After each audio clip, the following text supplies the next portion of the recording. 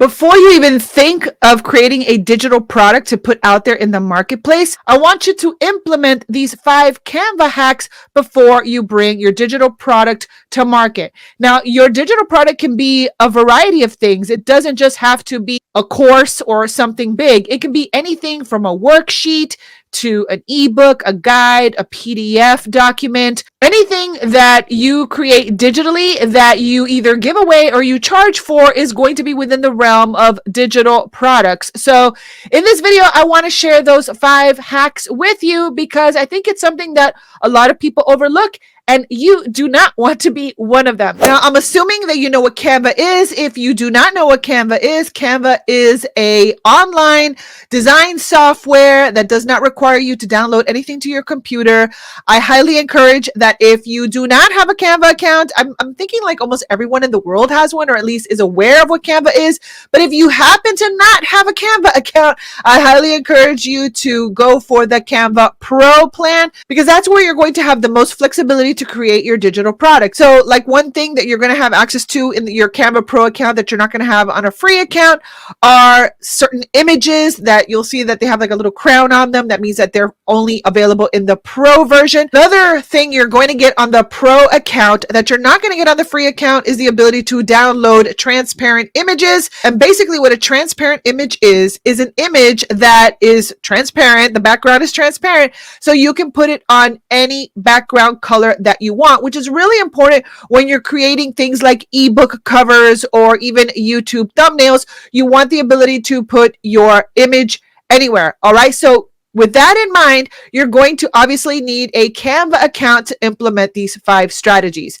So with that being said, let's dive in. So the first thing you want to consider is your visual branding. In case you didn't know, there are 3 different learning styles, including visual learning, auditory learners, and kinesthetic learners. And us visual learners, we love to see graphics, we love color, we love infographics, things like that. So visually, you can draw your perfect prospects in. So if you like loud and bold and color like I do, more than likely you will create a design aesthetic for your digital product that is going to attract those big personalities, or you're going to attract quieter personalities that are like your opposites that admire your bold design aesthetic. But if you don't have your design aesthetic nailed down yet, here is one of my favorite hacks, and that is to draw inspiration from Instagram squares on Canva. I love to go through Instagram squares and get design inspiration. Canva pays their designers thousands of dollars to create designs that are already done for you. So all you have to do is get inspiration from any of their documents. But I personally like the Instagram squares because they know that Instagram, it's all about the aesthetics. So if you go into the Instagram square, you can pick your colors, your vibe, the look and feel of what you want your future digital product to be, so that you can establish that from the get-go and then create a consistency all across the board. Speaking of consistency, you want to create a brand kit. A brand kit is basically your colors. If you look at everything from my website to my YouTube channel to even my digital product store, you will notice that there is a consistency visually all across the board. Now, even though I might use different ebook templates to create my ebooks and lead magnets and other digital products that I create, you'll notice that my color scheme is consistent all across the board. Again, a great way to get inspiration for your brand kit is to go through the Instagram squares. You will see that there are tons of different color combinations, and a cool thing that Canva does is if you don't find one that you like, but let's say, for example, you like this background, right? You like this vibrant, bold, multicolored background, you can upload that to Canva. It'll take out all those main colors and it'll create a brand palette for you. So I highly encourage that if you want a visual consistency all across the board, that you get your brand kit nailed down now. That way, when you create all your digital assets, whether it's your ebook or your YouTube thumbnail or your blog thumbnail or even your Facebook cover, everything is consistent all across the board. Now, here's a hack that is optional, but if you're building a personal brand, you want to put your face on the cover.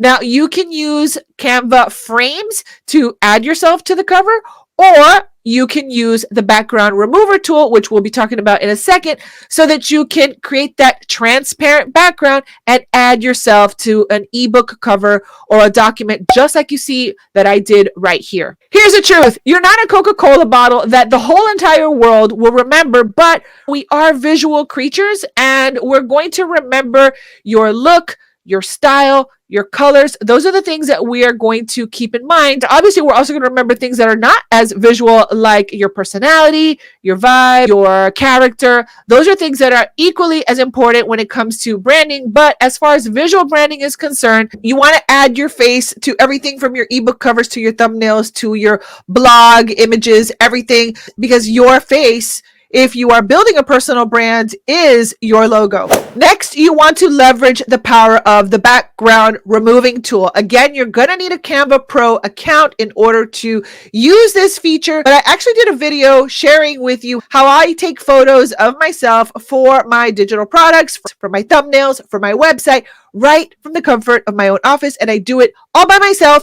I will link that video for you at the end screen so that if you are creating digital products, then you can use that hack in your business. And the cool thing is, no one will ever know that you did it all by yourself. But once you take your photos, what I do is I upload them into Canva, and obviously I use the Canva tools to brush them up, and I'll remove the background so that I can add myself to any ebook cover or digital document that I want to get out there with my branding on it. So back in the day, we had to use Photoshop. We had to use a combination of the lasso tool and the eraser to erase backgrounds. And now Canva makes it super duper easy to just get rid of the background really quickly. So take full advantage of that in the Canva Pro version. That way you can add yourself to ebooks, thumbnails, blog images, etc., so that you keep that consistency again all across the board. And then finally, make sure to leverage Canva mockups. Again, you're going to hear me say,